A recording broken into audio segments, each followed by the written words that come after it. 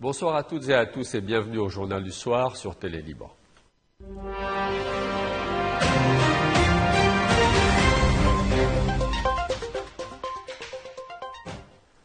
C'est un anniversaire un peu particulier aujourd'hui parce qu'il concerne notre métier, notre passion et ce média qui nous relie à vous chaque jour, la télévision. La télévision qui fête en ce lundi 26 janvier ses 100 ans.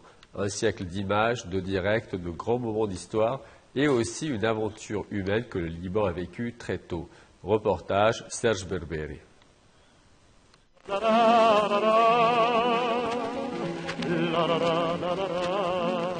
Il y a 100 ans, une image tremblante apparaissait pour la première fois sur un écran.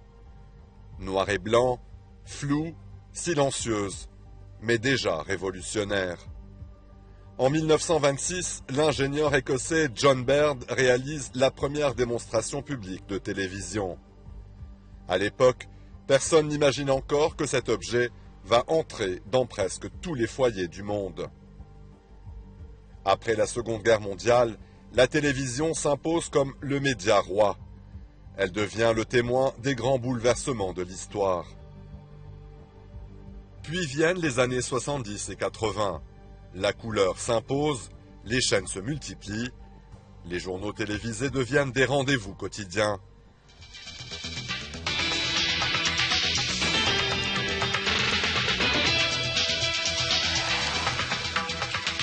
Bienvenue sur TV5, merci d'être avec nous. Voici les titres de ce journal. Funérailles nationales pour Faisal Husseini. Le leader palestinien a été inhumé dans le calme dans la partie orientale de l'esplanade des mosquées. Dans les années 2000, nouveau tournant. Le numérique transforme tout, les écrans deviennent plats, la haute définition s'installe. Et cette révolution mondiale, le Liban l'a vécue lui aussi très tôt. Dans la région, le Liban fait figure de pionnier. Dès la fin des années 50, Beyrouth devient l'une des premières capitales du Moyen-Orient à diffuser des programmes télévisés réguliers. La télévision libanaise accompagne alors la vie quotidienne des Libanais. Actualité, culture, variété, théâtre, feuilleton. Elle devient un miroir de la société, de ses débats, de sa créativité et de sa diversité. Pendant la guerre civile, malgré les bombardements, malgré les coupures d'électricité, les écrans continuent souvent d'émettre.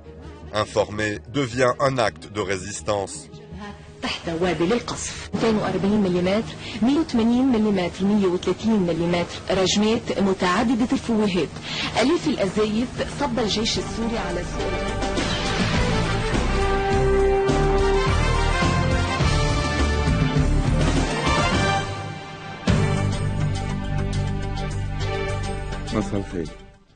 Avec l'arrivée des chaînes privées dans les années 90, le paysage audiovisuel libanais se transforme. من باريس وعبر شبكة فرانس 2 بنبقى هلأ مع آخر وأهم الأخبار الفرنسية والعالمية. Concurrence, modernisation, nouvelles formes de programmes et de journaux télévisés.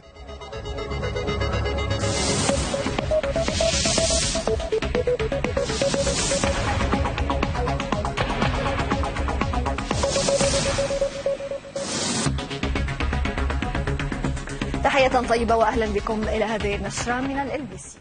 100 ans après sa naissance, la télévision n'a pas disparu. Elle n'est pas seulement un écran posé dans un salon, elle est devenue mobile, connectée, instantanée. Un siècle d'images et une histoire qui continue de s'écrire, image après image.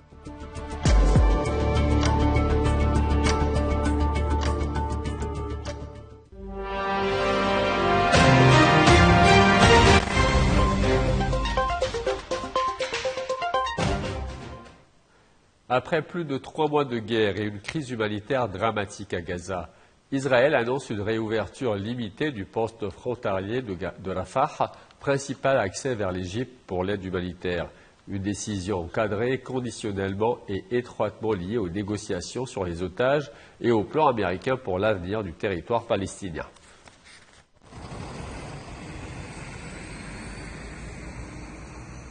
C'est une annonce attendue depuis des semaines. Israël a accepté le principe d'une réouverture limitée du poste frontière de Rafah entre la bande de Gaza et l'Égypte. un passage stratégique vital pour l'entrée de l'aide humanitaire dans le territoire palestinien, aujourd'hui ravagé par plus de 3 mois de guerre.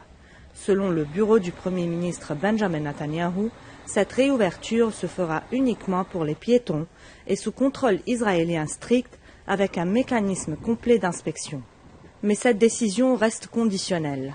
Israël lie la réouverture effective de Rafah à une opération en cours visant à localiser et rapatrier les dépouilles du dernier otage israélien détenu à Gaza, le sergent-chef Ran Gvili. La pression vient aussi de Washington. Les émissaires du président américain Donald Trump, Jared Kushner et Steve Witkoff, ont appelé Israël à rouvrir Rafah sans attendre afin de soulager la population civile. Un haut responsable militaire américain est également sur place pour superviser les discussions. Cette annonce s'inscrit dans la deuxième phase du plan Trump pour Gaza. Un plan qui prévoit le désarmement du Hamas, le retrait progressif de l'armée israélienne et le déploiement d'une force internationale. Officiellement, la trêve en vigueur depuis octobre a mis fin au bombardement massif. Mais sur le terrain, les violations du cessez-le-feu se multiplient et la situation humanitaire reste critique. À Rafah, la réouverture du poste frontière pourrait marquer un premier pas vers un allègement de la crise. Mais pour des millions de Palestiniens, l'accès à l'aide reste suspendu à des négociations politiques et au sort d'un seul homme.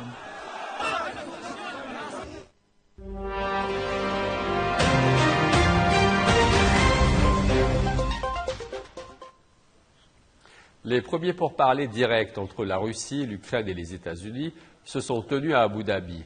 Moscou évoque un climat constructif, mais prévient qu'aucune percée rapide n'est à attendre.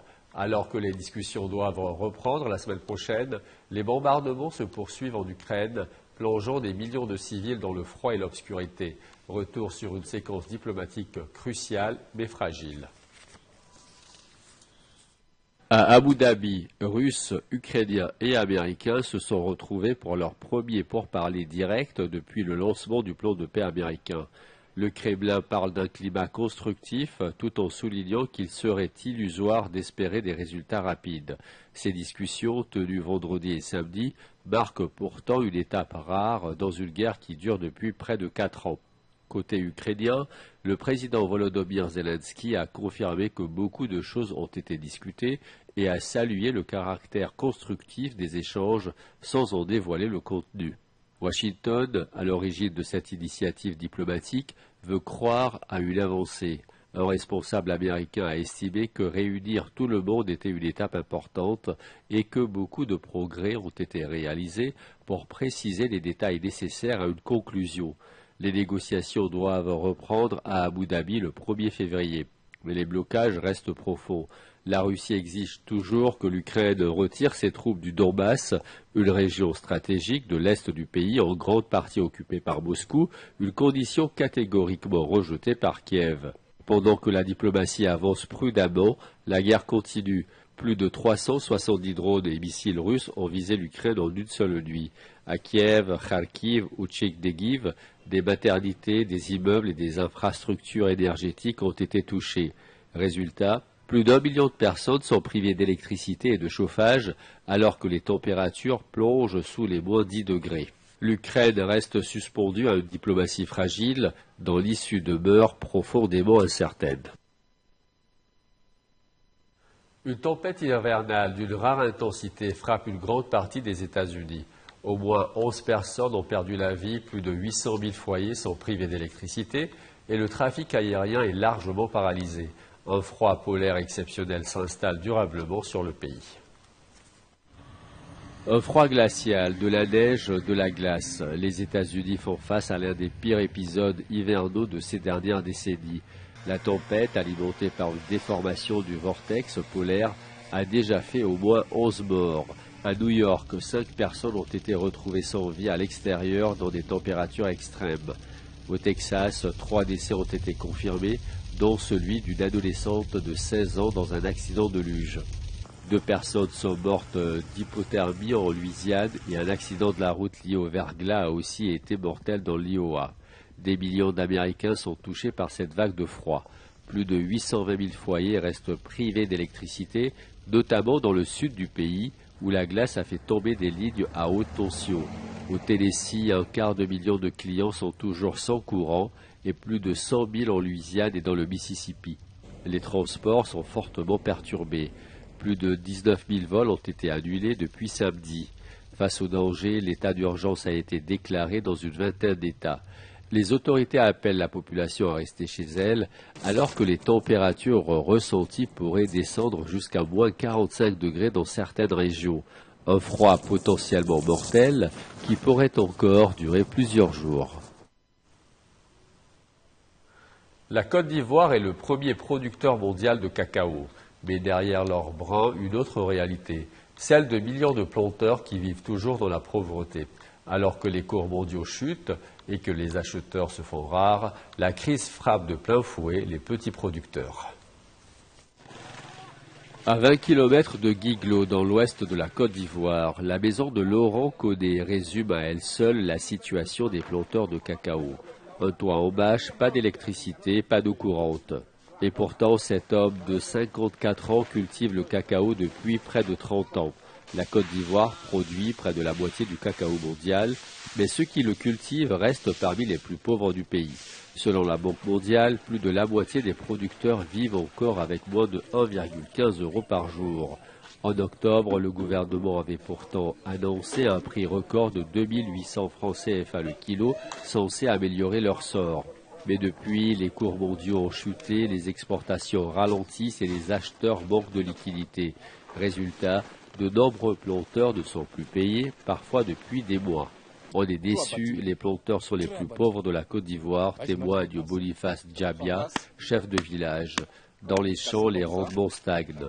Les terres s'épuisent, les engrais coûtent cher et les paysans s'endettent pour produire davantage. Pour maintenir les volumes, on étend les plantations au prix de la déforestation. Dans le pays producteur de cacao, la richesse mondiale du chocolat contraste plus que jamais avec la pauvreté de ceux qui le cultivent. C'est un record historique qui affole les marchés.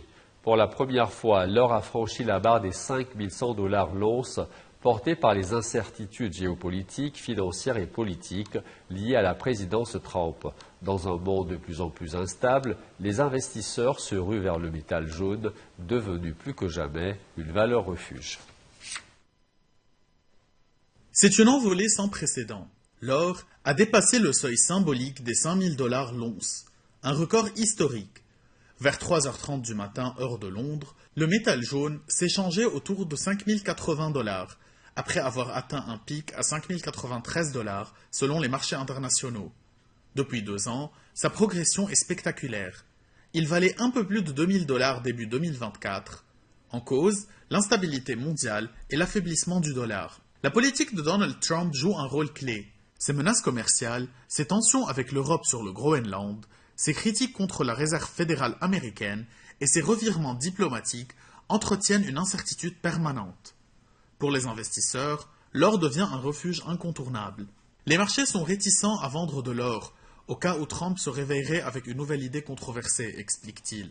Les analystes estiment que les métaux précieux sont au cœur d'une conjoncture exceptionnelle marquée par les tensions géopolitiques, la remilitarisation et les attaques contre la Fed. La procession politique sur la Banque centrale américaine inquiète aussi. Son président, Jerome Powell, fait même l'objet d'une enquête judiciaire, alimentant la crainte d'une Fed sous influence. Et l'or n'est pas seul à flamber. L'argent a lui aussi battu un record dépassant les 109 $ l'once, porté par la demande industrielle et la spéculation. Dans un monde instable, une chose est claire. Pour les marchés, l'or est redevenu la valeur refuge ultime. À Istanbul, les chats ne sont pas de simples animaux errants. Ils sont nourris, protégés et parfois célèbres. Des trottoirs au café, des mosquées au ferry, ils font partie intégrante du paysage urbain. Mais derrière cette cohabitation unique, la municipalité tente aussi de réguler une population devenue immense. Istanbul est désormais la ville où les félins sont des rois. À l'entrée d'un centre commercial d'Istanbul, Canyon, un chat blanc tacheté de gris, a sa petite maison, ses jouets et même son compte Instagram. Depuis qu'un inconnu lui a volé son panier, les habitants du quartier se relaient pour le nourrir et le protéger. Canyon n'est pas une exception. Selon la municipalité, plus de 160 000 chats vivent dans les rues d'Istanbul, nourris chaque jour par les habitants. Dans les cafés, les supermarchés ou les transports publics, les félins circulent librement, rarement chassés. Pour beaucoup de Stambouliotes, cette présence est naturelle. Les animaux nous sont confiés. Ils ont besoin de notre compassion, explique Elif Koskoun, qui nourrit chaque jour chats et chiens dans son quartier. Cette relation particulière remonte loin dans l'histoire. Dans la tradition musulmane, les chats sont respectés, associés à la pureté et à la bienveillance. À l'époque ottomane déjà, ils protégeaient palais et marchés contre les nuisibles. Aujourd'hui, certaines mascottes félines sont devenues de véritables icônes. À Istanbul, des statues et même des nécrologies ont été dédiées à des chats célèbres. Mais cette cohabitation a aussi ses limites. La ville tente de contrôler la population. Plus de 43 000 chats ont été stérilisés l'an dernier. Les autorités s'inquiètent aussi du nourrissage excessif qui attire parfois les rongeurs. Malgré tout, pour les habitants, Istanbul sans ces chats serait impensable. Ici, humains et félins partagent la ville, presque d'égal à égal. C'est la fin de ce journal. Merci à vous de votre fidélité. Excellente fin de soirée et à très bientôt.